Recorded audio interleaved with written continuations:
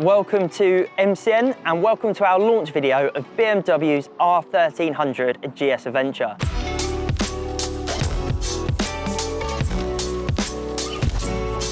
Now, you may be watching this and wondering why on earth I'm standing here in the UK surrounded by a 1250GS Adventure and a 1300GS. Now, the answer to that is I just wanted to give you the most comprehensive review that you can find. As a little bit of a backstory, the 1250 is an incredible seller. It's an incredible machine. I've been riding it today and it's just reminded me why it's one of the best-selling big bikes of 2023 in the UK. It's got that stature, it's got that presence, but you jump on it and it's so manageable and so easy and so unintimidating, which is mad considering it's almost 270 kilos. And then when you look at what BMW have done with the R1300, we had to put them together just to show you the sheer difference in stature. And to be honest, where BMW have almost gone a little bit more road-biased, they've made it smaller, more refined, even easier, it's sort of lost a little bit of that big charm that made the 1250 GSA so good.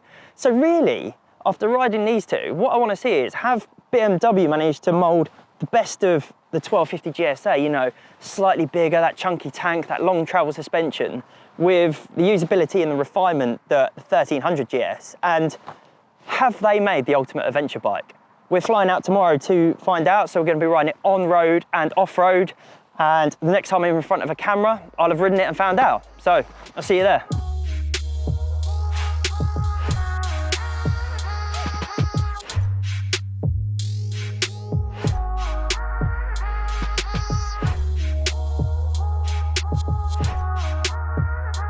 So we're back from the launch of BMW's R1300 GS Adventure, and I've got to say I've learned a lot from riding that bike over a couple of days. Now, I'm really glad that we took the time out and we, you know, spun some miles on the standard R1300 GS and the R1250 GS Adventure, because it's actually striking where a lot of the similarities lie and where there are a lot of differences between all three of the models. So whereas the R1300 felt completely different to the 1250 Adventure in terms of its ethos, in terms of its size, its stature, the R1300 feels eerily similar.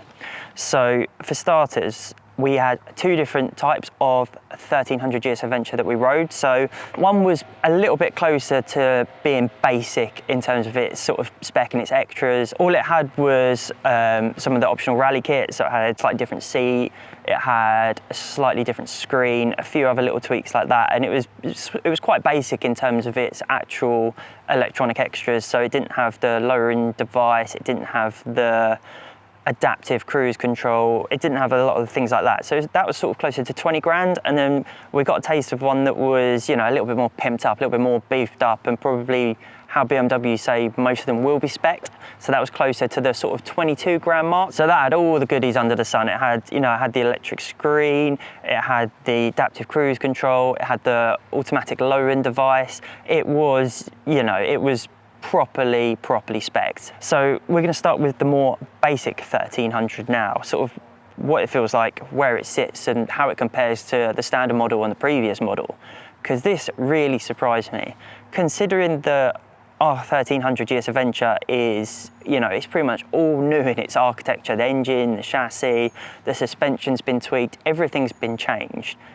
When you jump on it, it has that sort of feel about it. It has that stature and size that makes the 1250 Adventure such a popular machine. When you get on it, it does feel like a hefty bit of kit. It's 269 kilos without luggage, without full tank, without, you know, pillion. So it's a hefty bike. You're looking at sort of getting up closer to 300 plus kilos. And the size of the tank, the way the bars sit, the way the screen sits, it does feel like a proper bit of kit. I know the sort of looks have divided a lot of people, but to be honest, in person, it looks quite nice, I think, when you start sort of, you know, chucking stuff onto it. You know, if you're going to put like the odd like panniers on it, if you're going to put, you know, fuel cans and stuff like that, it's been designed to have as many sort of hooks and rails and bits that you could just stick whatever you want on there to, you know, give it that sort of rugged off-road look. And to be honest, I quite like it when it's like that. When BMW were chatting us through it, they were calling the standard R1300 the tiny one. So, you know, the big R1300GS, that was what they were calling the tiny one. And speaking to the project leaders, product designers, they were saying that they wanted to make these two different bikes to appeal to two different audiences. So they wanted the standard 1300GS to be, you know, very street bike orientated, almost more S1000 XR-esque in, you know, its dynamic ability, its cornering, everything like that. They wanted it to be quite sporty and quite road biased, and you can feel that when you ride it. It's an amazing machine to ride. When you jump on the GSA, it feels like a completely different bike, considering the platform is, you know, pretty much near enough identical. You know, it's got the long travel suspension, it's got the bigger tank, it's got a few other tweaks like the subframe. They feel vastly different. The 1300GS Adventure actually feels closer to the 1250 GS Adventure when you're on it, when you're doing slow speed maneuvering, everything like that. It's really smooth, it's really gentle, that box is really nice. It's far more sort of flexible and easy at slow speeds than the spec sheet would probably say to you. But in that, I was expecting the 1300 GS Adventure to be drastically different than the 1250 GS Adventure. And you know what? It's not as big a leap as I was anticipating. So when you're riding along at sort of 70, 75 on the motorway, they feel very similar in terms of the wind protection, in terms of the comfort. I'd actually say that the 1300 almost sounds a little bit louder at sort of 75, 80. And on the standard model, you don't really feel like there's a huge, massive benefit from the 1250. All right, they've made some changes to the suspension, which makes it really nice and agile to ride if you're going a bit quicker, but you could do that on the 1250 GS Adventure as well. So it's not as if that there's these groundbreaking leaps from the 1250 to the 1300. And I was almost not underwhelmed, but because of how good the 1250 is, I was sort of expecting even more from the 1300, and it's sort of just moved the game on slightly, but not massively, or so I thought. So that was after spending, you know, 4 or 5 hours in the saddle of the, you know, more basic GS Adventure.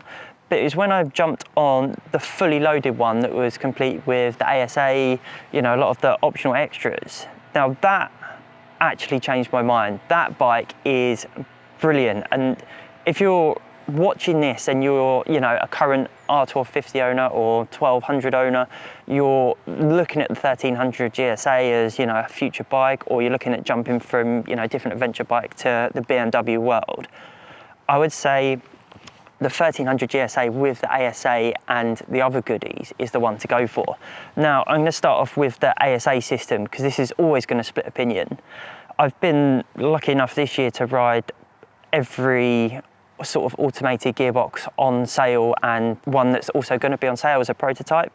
And I have to say that BMW's at the moment is the most impressive of the bunch. And there's a couple of reasons for this. Now, you don't get a clutch lever on the ASA system, so all of it is automated. This is a big bike, it's a big thumpy, torquey boxer motor, but the way that BMW have dialed in the software for the clutch control is absolutely incredible. At slow speeds, you can literally just roll around in the circle. You barely even have to rely on the rear brake to sort of keep things in check. And when you're going from 0% throttle to sort of 5% throttle, the way it eases in and eases out it's just really confidence inspiring and really reliable in how it's going to react to things. So if you're doing slow speed maneuvering, if you're nipping in and out of traffic, it's like you've got perfect clutch control without ever even having to think about it. Now, you can have it in auto mode or manual mode. In the auto mode on some of the other systems, it's a little bit unpredictable in the way that it changes gears, especially when it's not linked to the IMU, it changes sort of mid-corner. The BMW system, which sort of changes in between whatever mode you're in to being sort of more sporty or sort of more economical, it really does sort of cover all of them bases to a impressive level.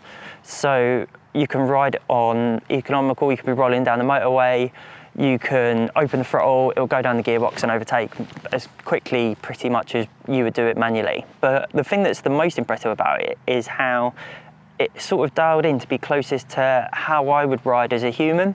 So when you're riding it a bit faster, when you're in dynamic, when it's in its sportiest setting, it sort of changes up pretty much where you expect it to change up. It changes down where you expect it to change down. It's not quite perfect because every different person rides differently, will change gears at different times. It's all just personal preference, but BMW have definitely got it the closest to what I'd say is, you know, the most human-like software. And it's got some really nice little intricacies as well. Like, you worked out that if you pump the brakes slightly, it will change down a gear. And as soon as you start getting used to these little details, it becomes second nature really quickly. And it's not just good on the road as well. We did quite a lot of off-roading on the R1300GS Adventure, and off-road is surprisingly good as well. You never have to worry about that sort of, you know, feathering the clutch when you're going around really slow, tight hairpins and tight corners, when you're doing U-turns.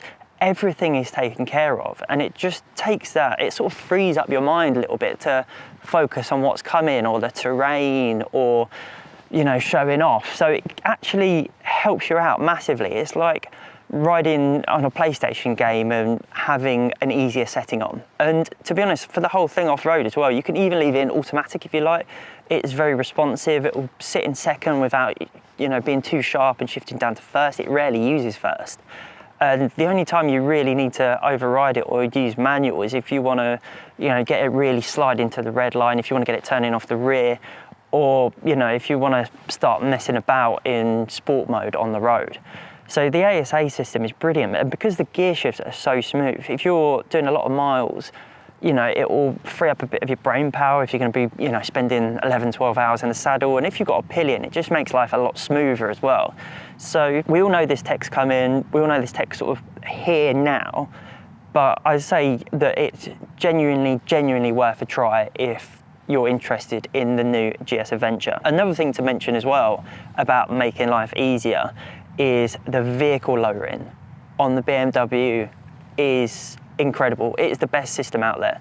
So if you're a little bit shorter like me, it makes a huge difference. I'm 5'7", I've got a 28-inch inside leg. I'm not really made for big adventure bikes. And the seat on the standard GSA, it sits at between 870 and 890. It's adjustable. With the rally seat we had, it went up to 915. So that's a tall bike when you're hauling 270 odd kilos.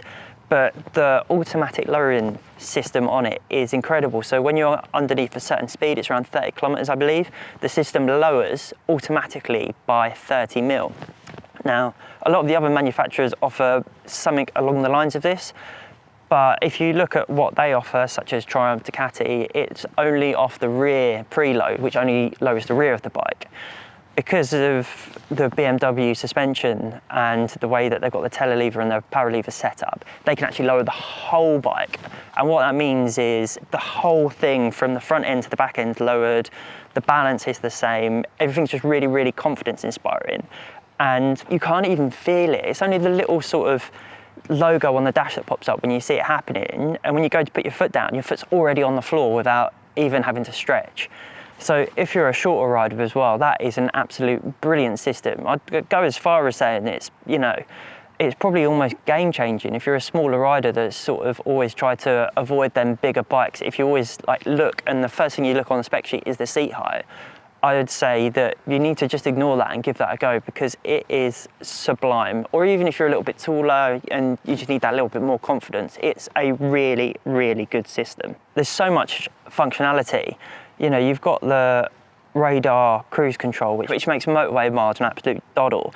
Although it doesn't get as close to the car in front as I'd personally like it, it's got to be set that way because of EU rules and regs. It's got to be a certain distance, but it's really handy if, you know, if you're 5-6 hours here and you just want to sort of not switch off, but just sort of give yourself a little bit of a rest. And these little tweaks and these little, you know, little chunks of extras make a huge difference to the whole package. Although the R1300GS Adventure isn't a huge, ginormous, massive leap better than the 1250, and it doesn't even feel massively different considering how much of the whole architecture of the bike has changed, the package as a whole, when you've raided BMW's extras catalogue, is one of the best, most capable adventure bikes ever built. It's not only easy to ride, but it has the ability to be ridden hard. You can ride it like a big supermoto. You can ride it all day for 200-300 miles without getting any sort of aches or pains from the seat. The screen protection's really good. It's got all the electronic riding aids under the sun. And, you know, even with the riding that we were doing, we were averaging sort of 46 to 50 miles per gallon. So you get well over 300 miles from a tank. It is a seriously impressive machine, and BMW had to do something to move the game on. And with all these extra goodies and with what they've done, I feel like they really have. Thank you for watching. If you'd like to see some more of these reviews, some more of these group tests, please make sure you like and subscribe.